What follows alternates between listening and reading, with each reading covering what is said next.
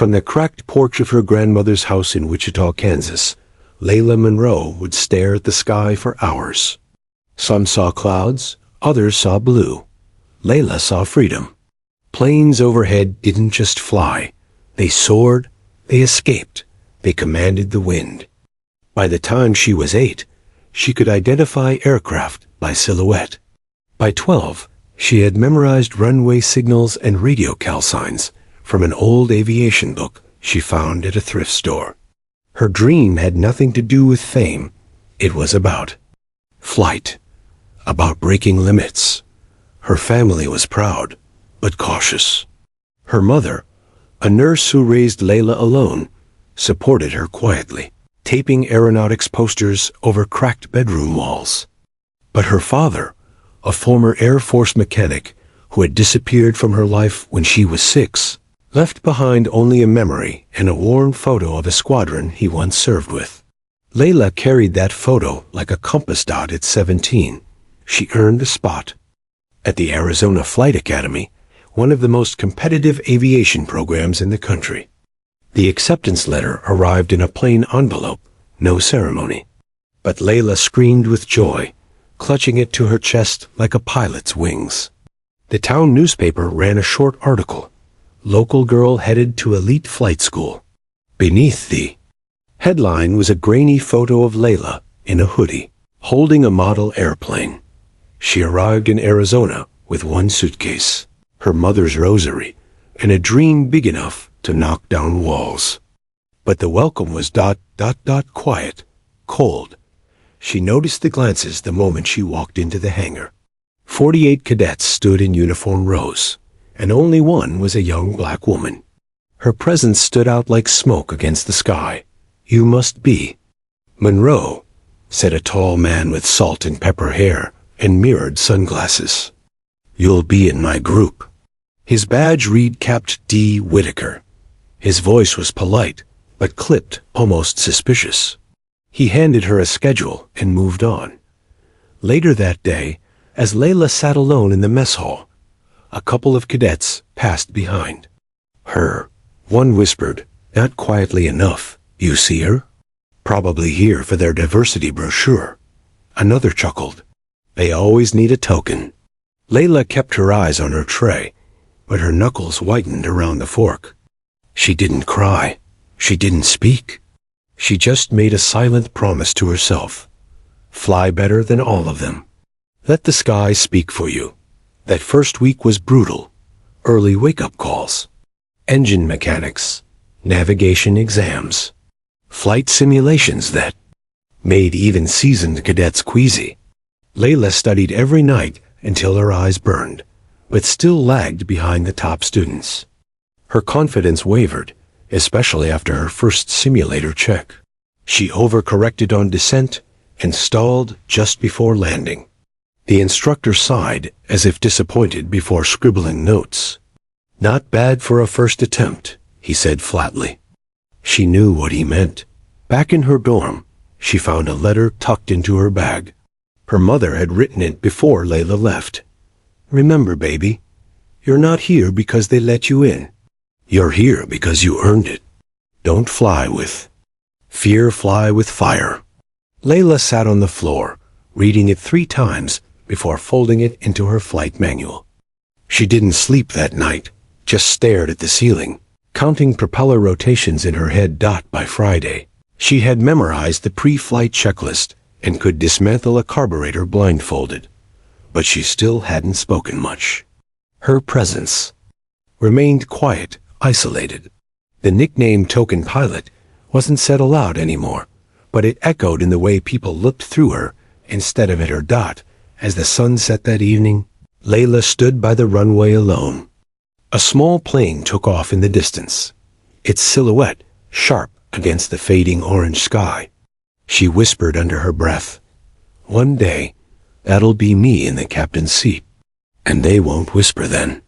She didn't know it yet, but that day was coming faster than anyone imagined. By week 2, Layla understood that flying a plane was easier than earning respect. The Arizona Flight Academy was built like a military base function, over comfort, discipline over warmth. The hangars buzzed with aircraft maintenance sounds. The air carried the sting of jet fuel, and cadets marched like clockwork. Layla had prepared for technical challenges. What she wasn't prepared for was the coldness between people. Her instructor, Captain Whitaker, ran his unit like a cockpit tight. No nonsense, no warmth. He didn't yell, but his silence was worse. He treated her like everyone else, on paper. But his eyes often lingered just a second too long when she made a mistake, and his pauses before responding felt loaded. There was no hostility, just distance, subtle kind of exclusion that Layla could feel but not prove. During a morning ground school session on navigation, she answered a question about VOR signal triangulation. The answer was correct word for word from the textbook. But Whitaker responded with a slow nod, then re-explained the concept anyway, facing the rest of the room as if she hadn't spoken. The cadet beside her smirked. Layla looked down at her notes. Later that day, during pre-flight inspection drills, she overheard two male cadets behind her, whispering again, "She's got the gear, but not the guts. Watch, she bail before the second solo." The words hit like cold wind on bare skin. But she didn't flinch. Layla tried to focus on the checklist. Flaps, ailerons, oil pressure gauge. She had to stay sharp. Any mistake could cost her not just a grade, but her credibility. She knew cadets like her didn't get second chances. The room may have been full of trainees, but Layla often felt like she was in her own test chamber. Every move observed, every stumble amplified. When she finally got to fly the simulator again that week, the pressure was unbearable. Her palms were slick inside her gloves. She was tasked with a crosswind landing, tricky, but manageable. At the final approach, a gust hit. She overcorrected, bounced once, then again. The instructor's voice crackled through the speaker. "You just snapped your landing gear, cadet." Her vision blurred. "Understood, sir," she replied, swallowing Shane got as she exited the simulator. Whitaker waited with a clipboard. "You're not using your rudder properly under crosswind. That's basic technique. I'll correct it, sir," she said quietly. He didn't nod, didn't look her in the eye, just walked away. That night in her dorm, Layla stared at the ceiling. Her roommate, a bubbly cadet from Florida named Jess, was out with friends. Layla lay there alone, muscles sore from training, ego bruised from silence. Her flight logbook sat on her desk filled with red marks. But beside it, she noticed something else. A weathered, thin black notebook. Her grandfather's. She had brought it, but hadn't opened it since arriving. Inside were neat, handwritten notes from his own days flying with the Tuskegee Airmen. Takeoff angles, air pressure tables, and on the last page a quote. "They trained us in silence, doubted us loudly, but still we flew." Tears welled up unexpectedly. Not because of pain, but recognition. Her grandfather had sat in cockpits where no one believed in him, and he didn't back down. Neither would she. The next morning, she woke up before her alarm. She tied her hair back, reread the flight manual over breakfast, and spent every free moment in the simulator room, alone, repeating that crosswind scenario until her muscles memorized it. Failure wasn't the end. It was data. That's how she'd win this, by outworking every doubt, every whisper, every stare. On her next attempt, she didn't bounce once. Miguel, the quiet cadet from San Antonio, gave her a nod as she walked out. "Clean landing," he said. She nodded back, wordlessly. A small crack had formed in the ice dot, and though Whitaker said nothing when reviewing her footage, Layla saw the briefest flicker of approval in his eyes. Maybe the sky wasn't welcoming yet, but Layla was learning to fly through the storm. Layla began to wake each morning with a lead weight in her chest. No matter how early she rose or how much effort she poured into her studies, She couldn't shake the quiet voice whispering, "You don't belong here." It wasn't just the workload. It was the stares, the muttered jokes, the silence that followed her into every classroom.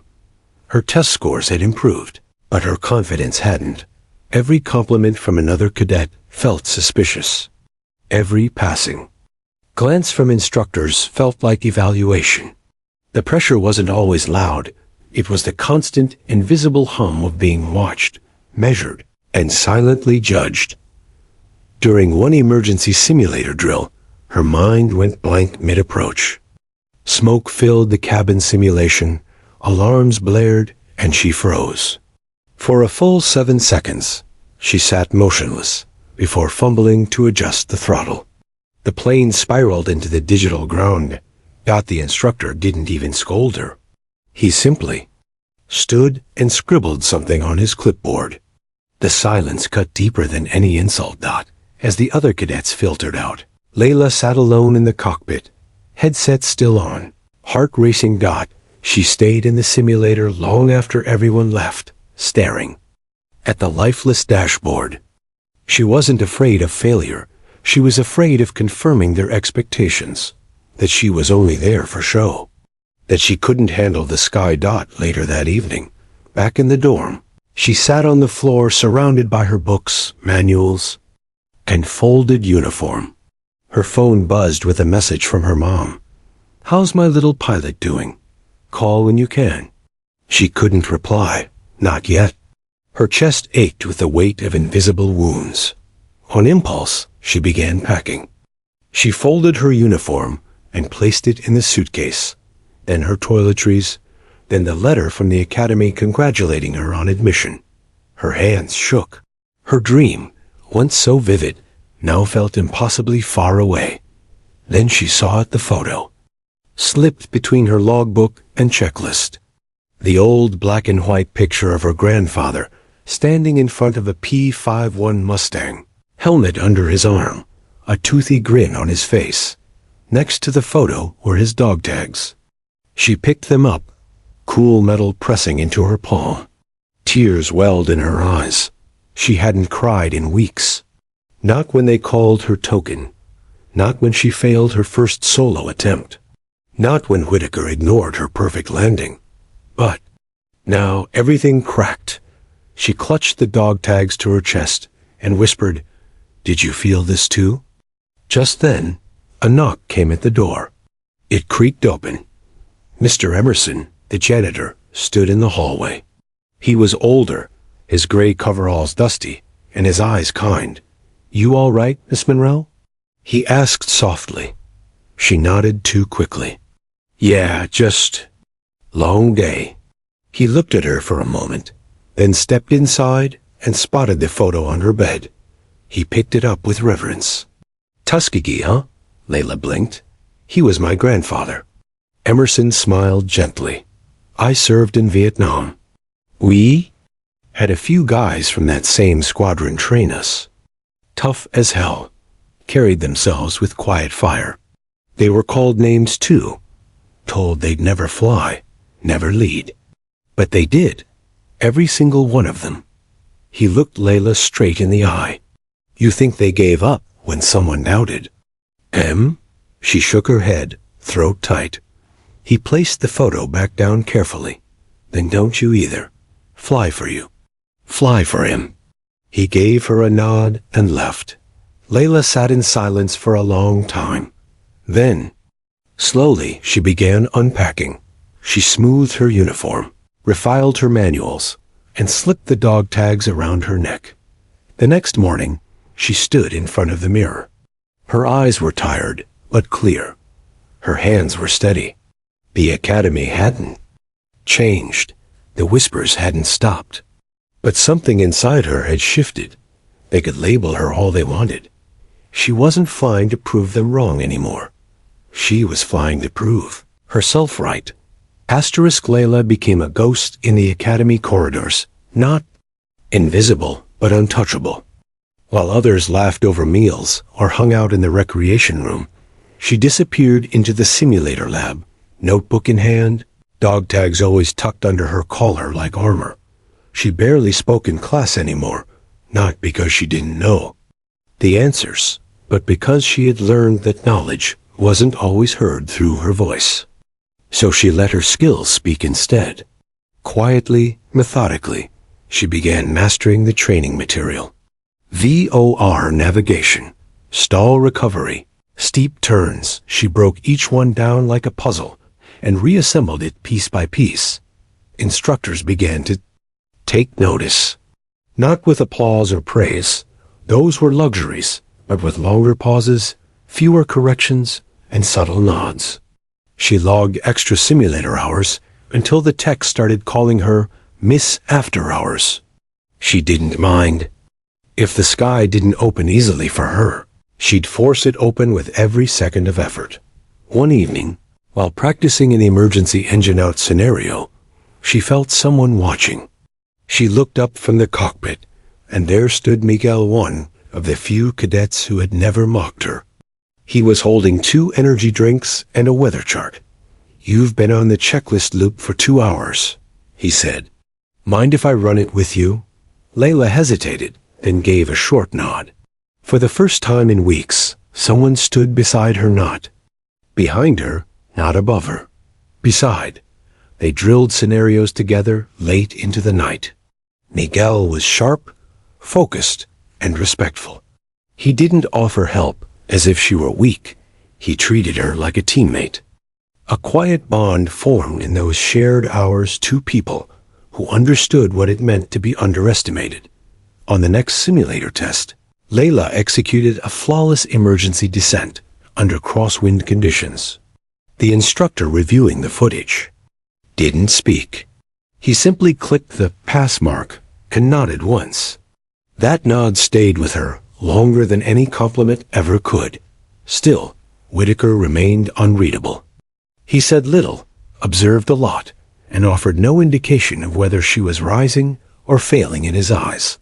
But sometimes Layla would catch him watching her longer than usual. Not critically dash, just ... thoughtfully. She didn't know what it meant.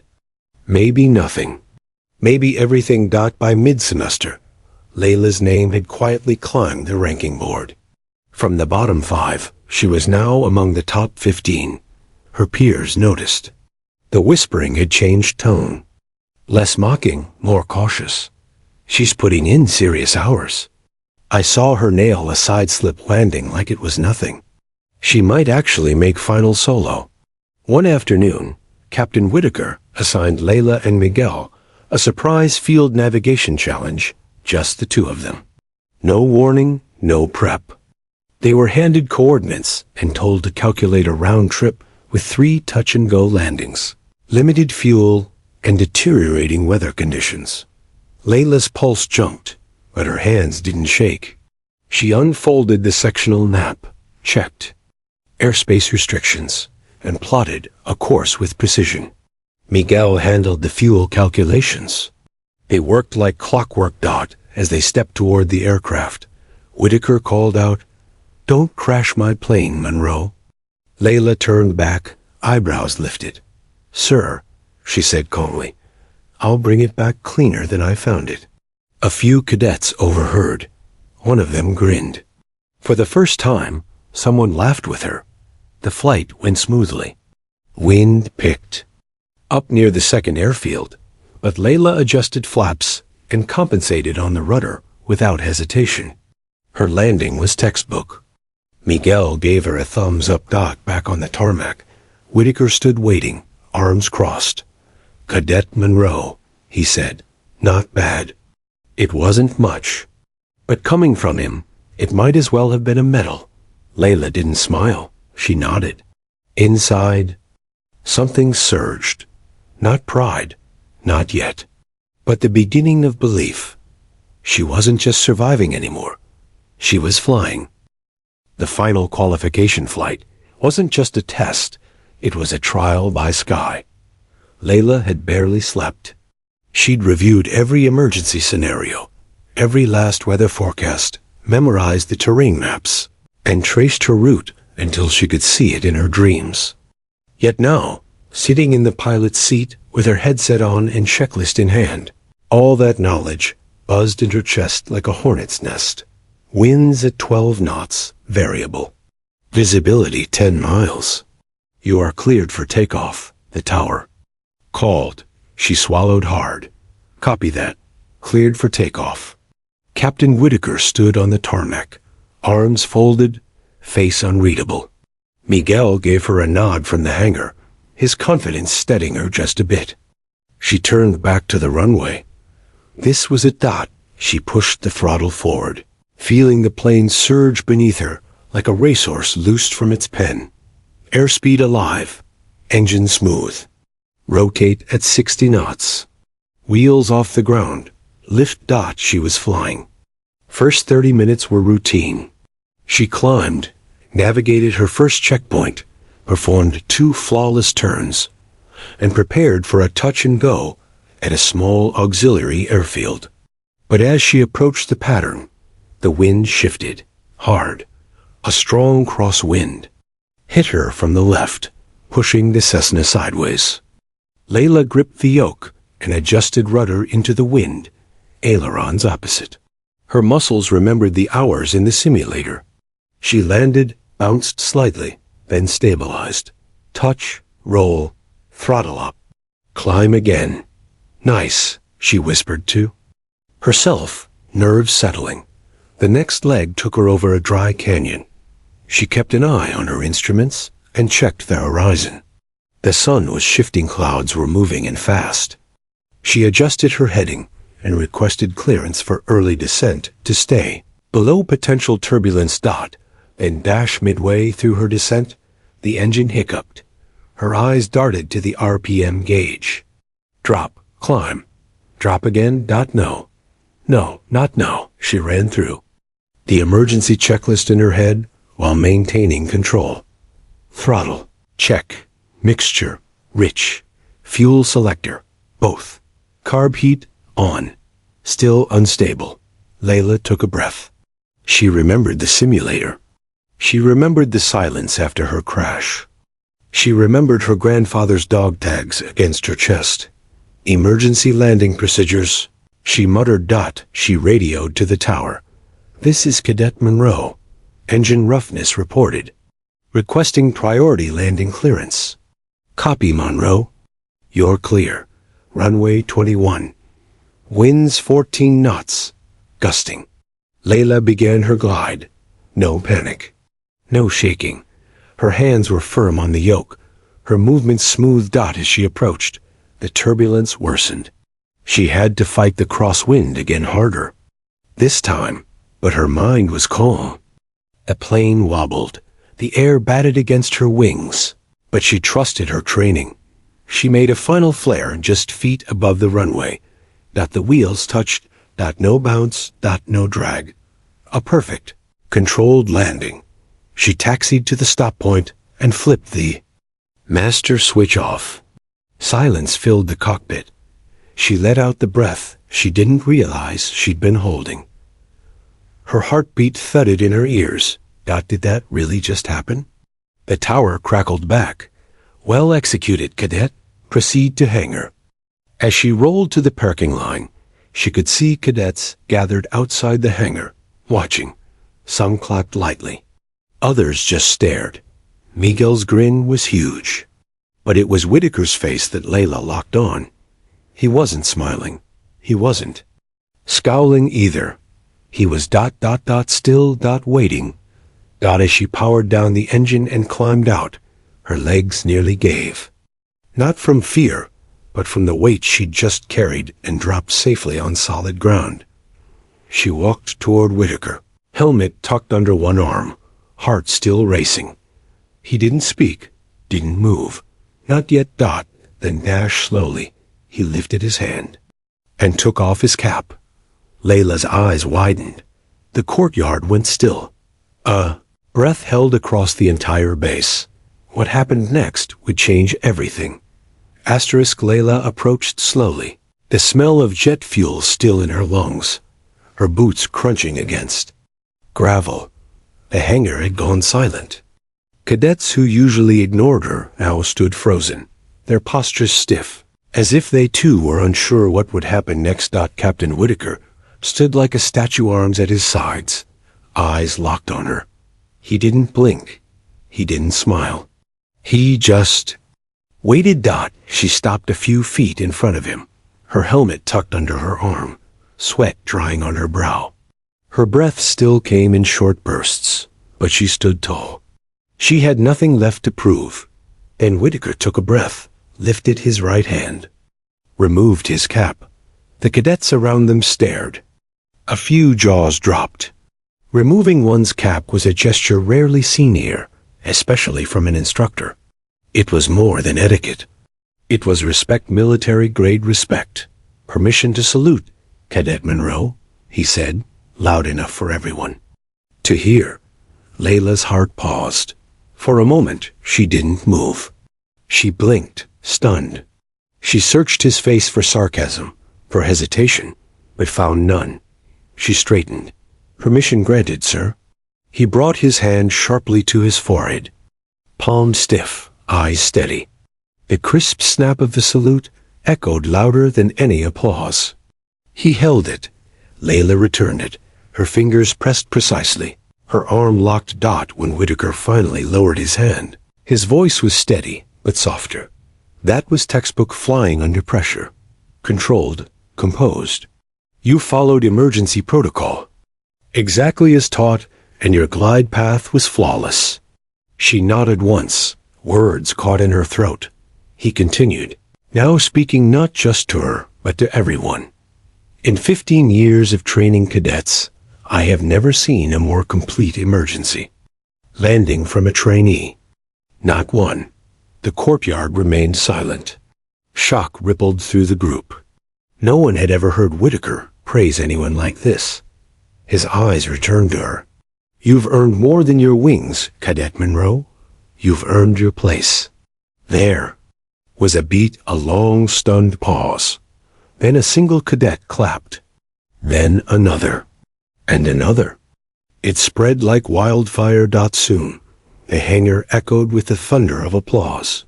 Not polite. Not hesitant. Earned. Layla stood still, overwhelmed but composed, her hands at her sides. She didn't cry. She didn't smile too wide. She simply nodded, once again grounded, present, and calm. The storm had passed, and she was still standing. As the cadets dispersed, a few approached her for the first time. Hell of a landing. You really nailed it out there. You proved us wrong. She answered each with a quiet thank you. Not smug, not distant, just steady. Miguel joined her last, walking beside her as they moved toward the locker rooms. Did you see Whitaker's face? He grinned. I thought he was going to tear up. Layla chuckled under her breath. I don't think his tear ducts work. Miguel laughed. Well, you earned it. That was seriously one of the best I've ever seen. She looked at him. Thanks for helping me prep. You did the flying, he replied. In the locker room, Layla removed her flight suit and sat on the bench, staring at her helmet. She could still feel the vibration of the engine, the shake of the wind. The moment she touched down, she pulled out the notebook again. Her grandfather's opened the final page. This time, she added a line beneath his quote. They trained. Use in silence, doubted us loudly, but still we flew. She wrote, and we landed on our terms. Outside the window, another cadet's plane was taking off, wheels lifting into a copper-colored sunset. Layla didn't just feel like she belonged now. She knew it. She wasn't a label. She was a pilot. The news spread faster than Layla had expected. What began as whispered rumors on the flight line quickly became headlines in local papers, then national stories shared online.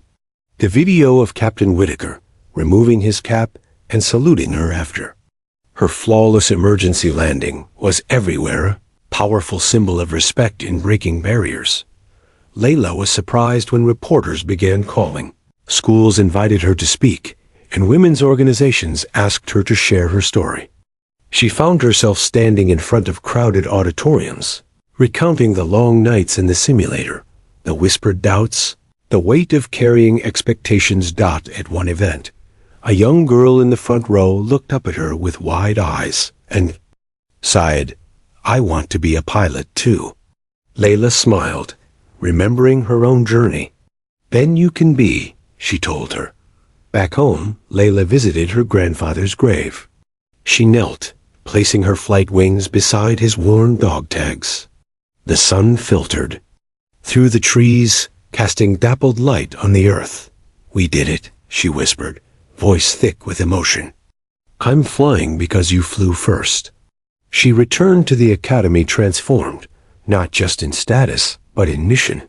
Using her growing platform, she launched Flight Firsts, a mentorship program connecting young women of color with pilots and aviation resources.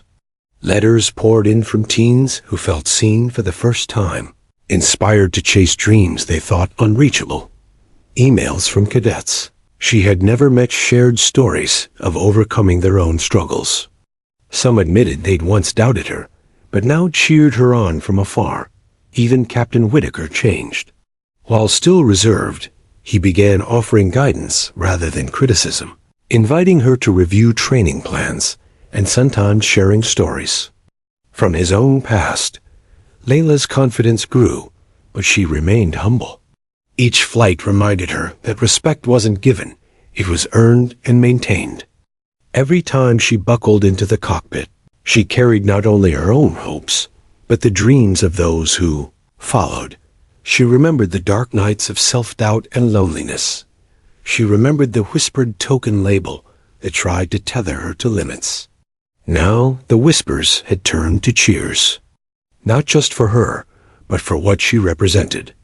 On a clear evening, Layla stood at the edge of the runway, watching a steady stream of small planes take off into the pink horizon. Behind her, a group of Flight Firsts mentees arrived, chatting excitedly about their upcoming lessons. She smiled, the weight of the journey lifting like the planes she loved. This wasn't just her story anymore. It was theirs. Together, they would rewrite what was possible. Years later, Layla Monroe sat comfortably in the cockpit of a gleaming commercial jetliner, her uniform crisp, pilot's wings gleaming on her chest. The hum of the engines was familiar. A friend she'd earned through years of perseverance, countless hours of flight time, and battles won both in the air and within herself. She glanced down the aisle as passengers settled into their seats. Among them, a young girl with bright eyes tugged at her mother's hand, whispering excitedly, "Mom, is that the pilot?" Her mother smiled. "Yes, sweetie, and one day you can be like her." Layla caught the girl's gaze and gave a subtle wink.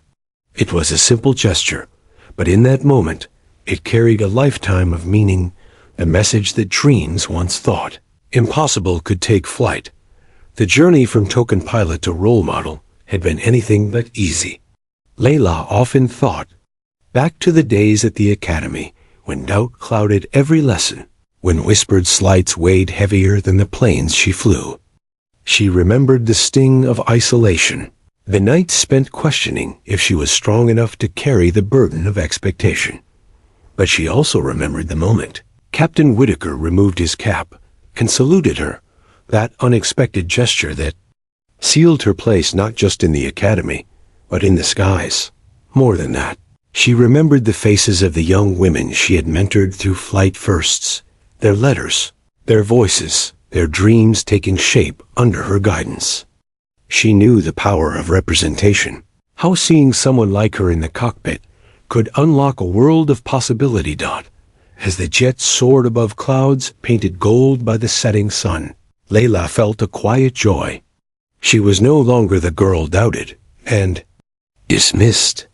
She was a leader, a pioneer, a beacon. Yet, she never forgot the journey, the struggles, the tears, the lonely nights.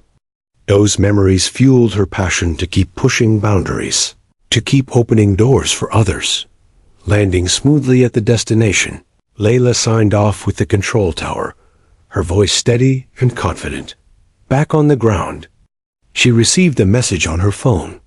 An invitation to speak at an international aviation conference focused on diversity and inclusion. She smiled. There was work still to be done. But for now, she stepped out into the airport terminal, where another wave of travelers awaited their journeys. Among them, a young girl approached nervously, clutching a small model airplane. "Are you really a pilot?" "Yes," Layla replied warmly. "Can I learn to fly too?" "Absolutely," she said, kneeling down to meet the girl's hopeful eyes. "The sky isn't the limit. It's just the beginning." As the sun dipped below the horizon, Layla looked upward, where planes traced silver arcs across the endless blue. Her heart soared alongside them, because she had learned the most important truth, that the sky held no ceilings, only endless possibility. And now, so did she.